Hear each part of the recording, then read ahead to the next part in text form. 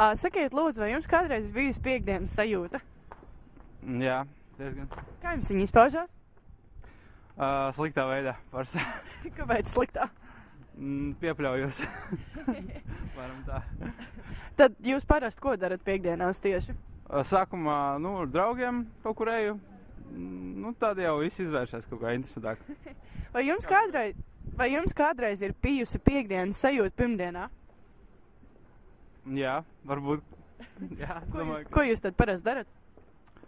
Ja tiešām ir laiks brīvais, tad arī kaut kas līdzīgs piekdienai notiek. Jā, bet tā, atliek nožēlot, ka nesanāk, ja kas.